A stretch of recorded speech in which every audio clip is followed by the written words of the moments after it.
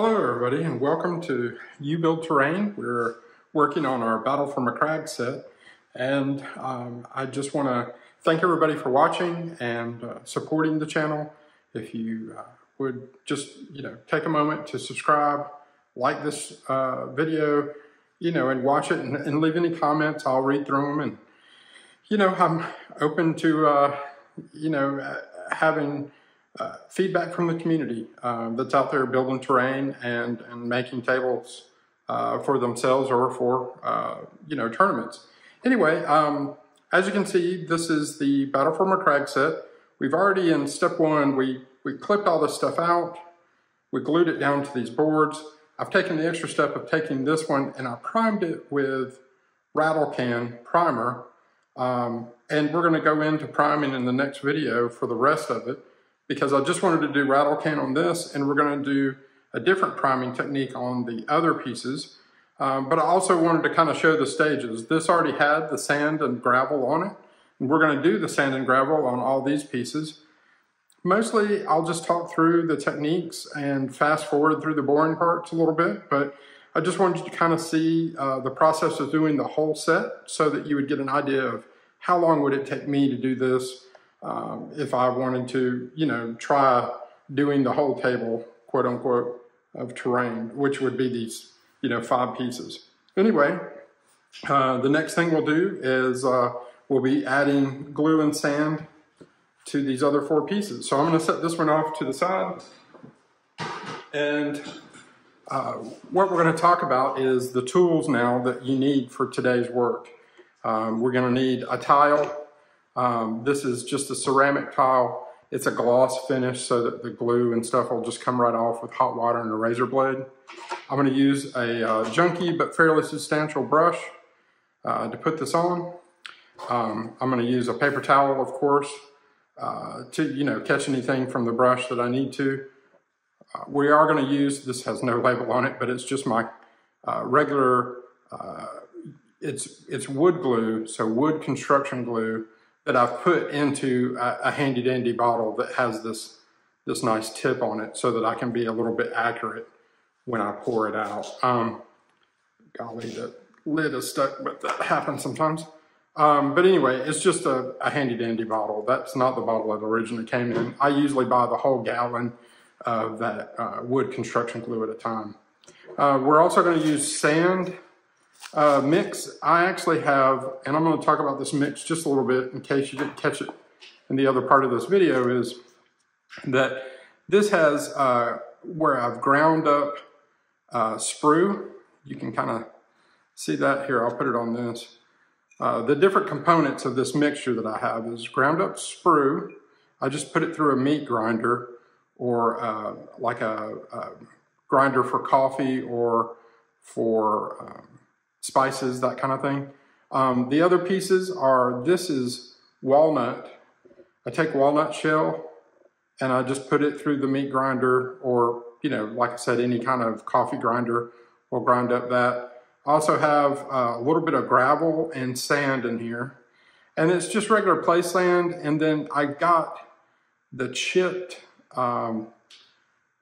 gravel that's more like ballast at the hobby store, or the stuff that looks just a little bit more substantial.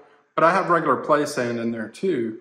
And what I do when I'm making terrain, I like to use this kind of mix on it, just because I'm going to get some rough, some really rough and fine areas on the miniature. And you'll see that as we go through this process, you'll kind of see. But I just, stuck all of those in my tub.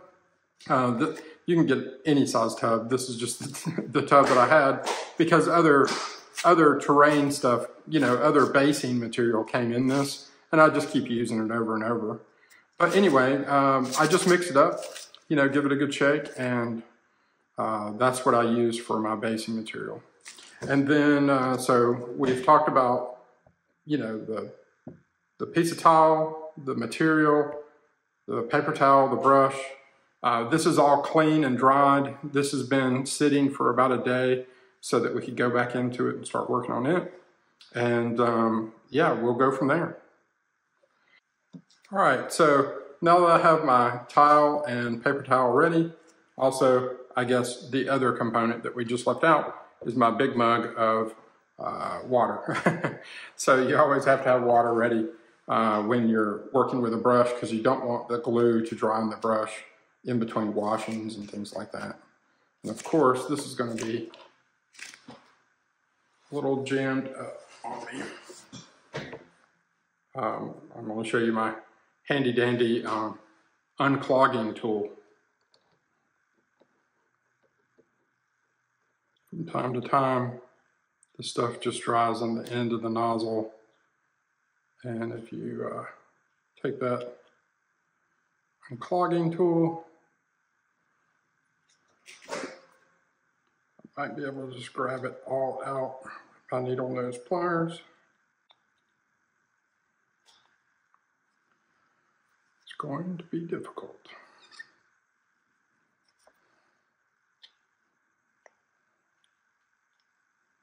There we go. A big glue booger out of it. There you go. So you can see all the way through it now. All right, so that'll teach everyone, including me, the importance of making sure that nozzle is pretty clean when you put it away. For whatever reason, the last time I did it, I did not clean the nozzle well enough. So I'm just going to put out a little bit of this glue. I'm going to wet my brush.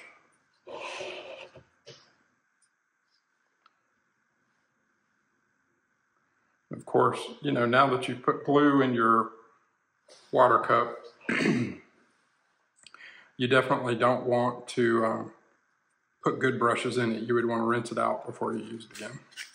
Anyway, I'm just going to kind of take these and brush on my glue. And this is so that we have good adhesive on there for the sand and debris that we're going to add to to the base of this miniature.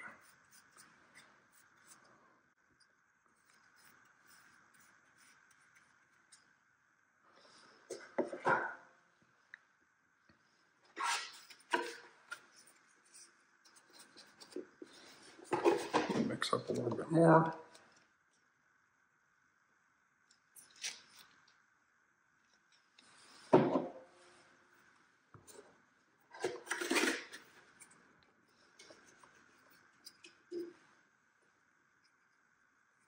You just want it to be the right consistency, not too sticky.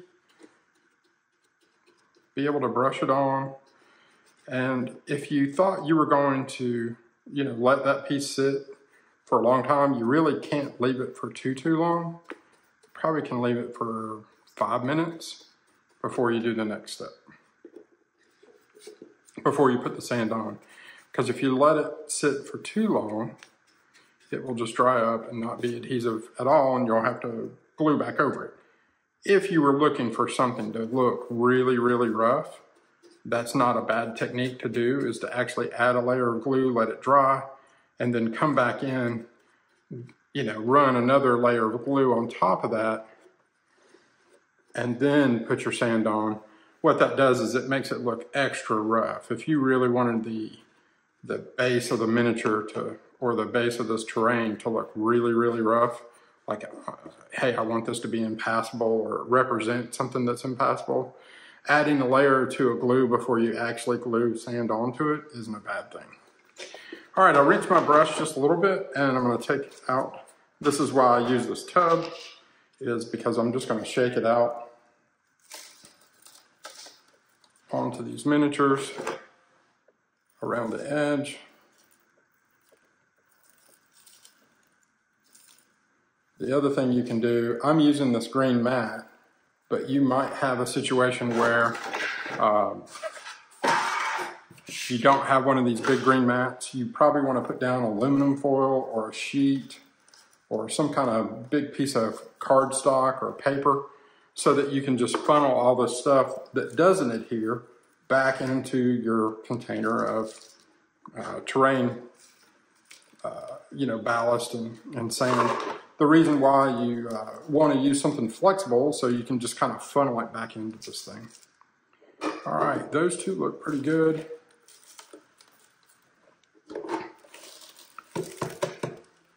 So once you have done that, you can see there's a spot over here where right up against the base and on that edge, I didn't get a lot of glue. So I'm just gonna go in here, work a little bit in. I'm not really gonna brush this in too much. I'm just gonna because I don't wanna upset the other sand that's already there. But if you make a mistake, just work back into it, just like that. And I think there's one more, yeah, right here, there's a little dead spot. All right, rinse your brush out really good because now you've got sand in it too. But I'm just gonna go back over those little spots.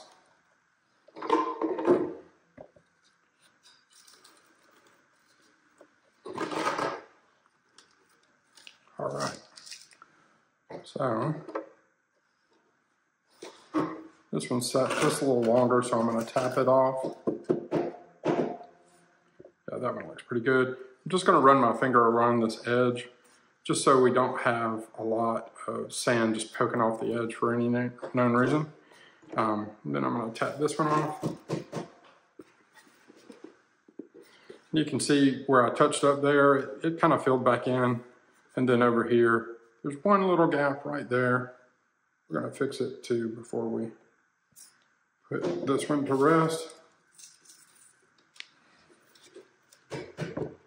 All right, and now that this one's kind of clean, I'm just gonna use my finger, like I said, along this edge to knock off any of the extra sand right along the edge.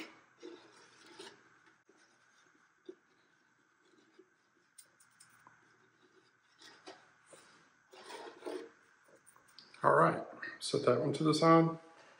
Okay, now I got two more pieces to do here.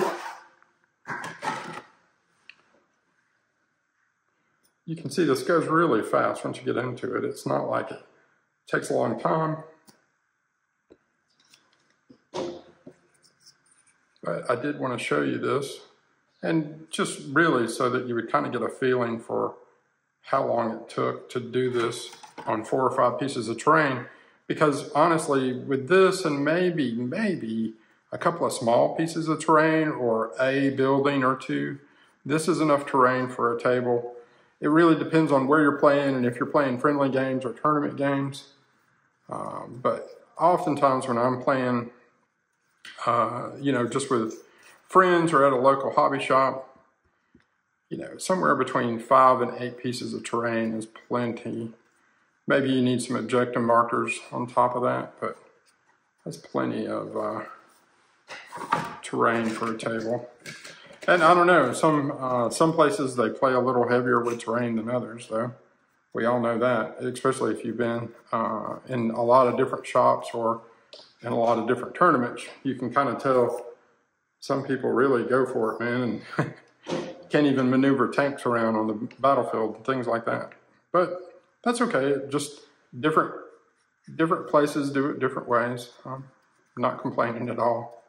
I like that a table has terrain more than anything, because tables with no terrain are kind of boring, and it kind of breaks the veil of, hey, this is a game and I'm having fun and I can imagine my troops doing this, instead of my tanks rolling over the coaster or the piece of felt. All right, I think I got both of those really well. I'm gonna rinse out my brush one more time. All right, now I'm going to go back in and do the sand.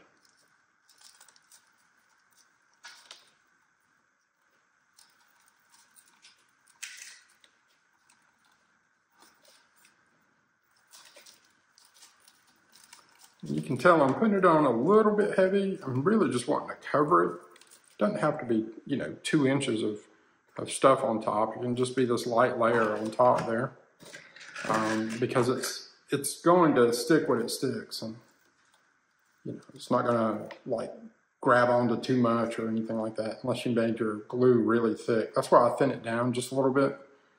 because glue just right out of the tube sometimes is just a little too thick and it'll do funny things, like make puffy looking rocks on your terrain. All right, so let me just cap this one off. All right, and you know, once again, you can kind of see areas once you've, you know, worked into it. You can see over here I have a little bit of a miss, so I'm just working back into that area. Little spot there, and it looks like a little spot over here.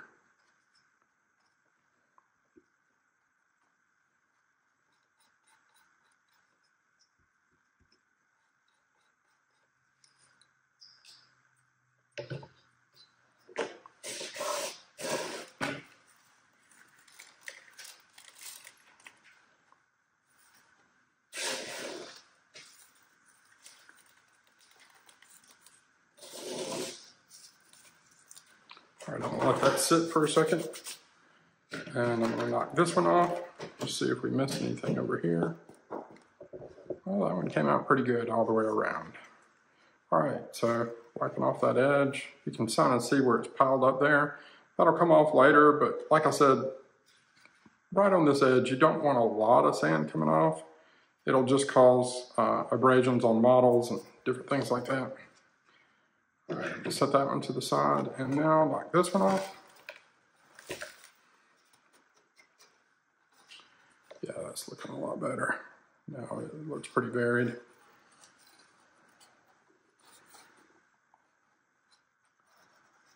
All right. Okay, so there, just finished all 4 pieces. That didn't take very long. And what I'll have to do is, it's a rainy day here, so this will probably, I'll let this dry overnight before we do the next step. All right, so I appreciate you watching. I hope you learned something today, or at least saw a technique that will help you out in your terrain making. And if you would, just please like and subscribe to the channel, share it with your friends. It'll help us grow the channel and keep doing this so that other hobby enthusiasts about miniature terrain making can have gorgeous tables with simple and effective terrain. Talk to you soon. Okay, just as a little short, I'm going to show you how to clean up after doing a big messy project like basing your miniatures or terrain. I'm going to make sure that my brush is really cleaned out really well, no gravel or glue in it.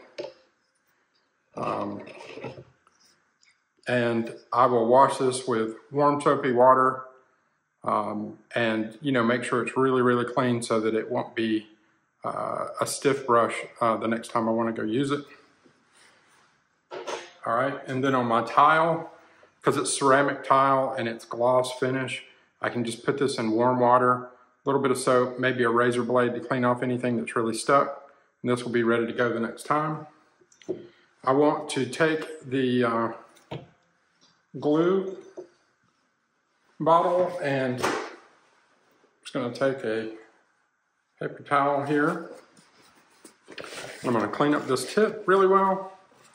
And what I'm going to do is I'm just going to squeeze the bottle a few times to make sure that the tip itself is really clean, so the next time it won't be clogged up. I'm going to set my water to the side. I'm going to throw away this glue bit that was in the way. All right, last thing, but not the least of things, I'm going to shape my board. And I've got my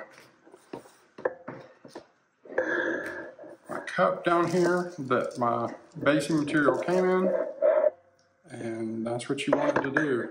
A little stubborn piece here, it must be wet. All right, there we go. And now I've reclaimed all my basing material, or most of my basing material, and I'm ready to go for the next time.